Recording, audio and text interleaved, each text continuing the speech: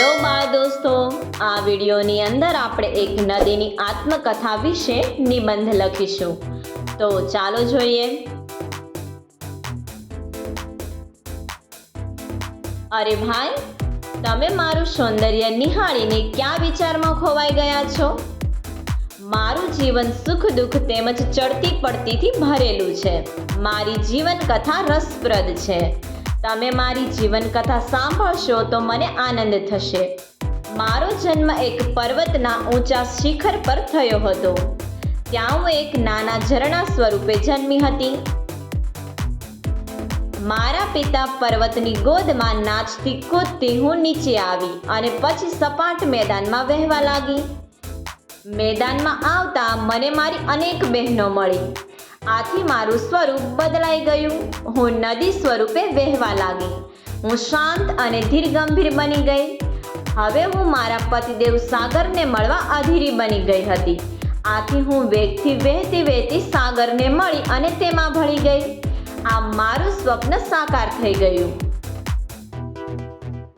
મેદાનમાં વહેતી વખતે હું લોકોના કલ્યાણના અનેક કાર્યો કરું છું. મારા બંને કાંઠે ઘણા લોકો વસે છે. પ્રાચીન સંસ્કૃતિનો પ્રારંભ મારા કાંઠે જ થયો હતો. હું લોકોની ઘણી બધી જરૂરિયાતો પૂરી કરું છું. હવા પછીની તરતની જરૂરિયાત તે પાણી. લોકો મારું પાણી પીએ છે. તેમજ મારા પાણીનો ઉપયોગ કપડાં અને વાસણ ધોવામાં, ઢોરોને નવડાવવામાં અને સિંચાઈમાં કરે છે. આ રીતે હું લોકોને માં જેટલી જ ઉપયોગી થાઉં છું. એટલે લોકોએ મારું નામ લોકમાતા પાડ્યું છે. હું ચોમાસામાં મારા પ્રવાહ સાથે કાંપ ઘસડી લાવું છું અને તેને આજુબાજુના મેદાનોમાં પાથરું છું. આથી ત્યાંની જમીન અધિક ફળદ્રુપ બને છે. એને લીધે અનાજનું ઉત્પાદન વધે છે. આમ હવા અને પાણી પછીની જરૂરિયાત ખોરાક પૂરો પાડવામાં મારો મોટો ફાળો છે. સરકારે મારા પ્રવાહની આડે એક બંધ બંધાવ્યો છે. આથી મારો પ્રવાહ ધોધ રૂપે પડે છે. તેનાથી વીજળી ઉત્પન્ન થાય છે. આ વીજળી વડે ઘણા ગામડા અને શહેરો રાતે રોશનીથી ઝળહળી ઉઠે છે. બંધને લીધે એક સુંદર સરોવર બન્યું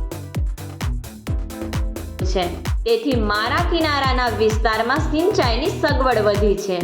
આથી ખેડૂતો ખેતરોમાંથી વર્ષમાં 3 પાક લેતા થયા છે. મારા કાંઠે કેટલાક ઉદ્યોગ ધંધા પણ શરૂ થયા છે. મારા કિનારે અનેક તીર્થ સ્થાનો આવેલા છે. લોકો મારા પાણીને પવિત્ર માનીને તેમાં ભક્તિભાવપૂર્વક સ્નાન કરે છે. મારા પ્રવાહનો જળમાર્ગ તરીકે પણ ઉપયોગ થાય છે. મારી આટલી બધી ઉપયોગિતા હોવા છતાં કેટલાક લોકોને મારી જરાય કદર નથી. તેઓ મારા કિનારે ગંદકી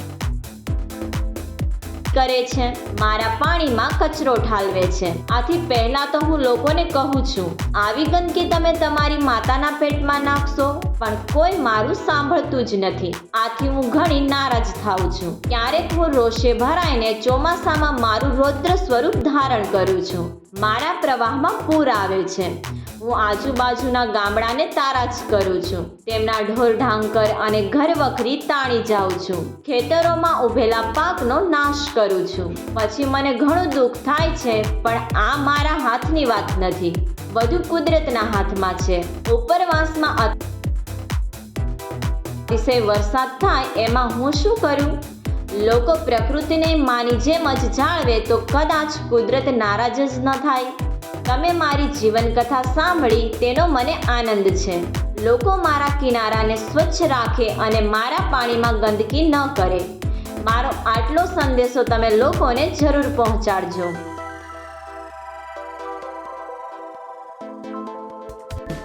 સબસ્ક્રાઇબ કરો અમારી ચેનલ ક્રેઝી કિડ્સ લર્નિંગ. નવા વિડીયોનું નોટિફિકેશન મેળવવા માટે બેલ આઇકોન પ્રેસ કરવાનું ચૂકશો નહીં. અને જો તમને વિડીયો પસંદ આવે તો લાઈક અને શેર કરવાનું ભૂલશો નહીં.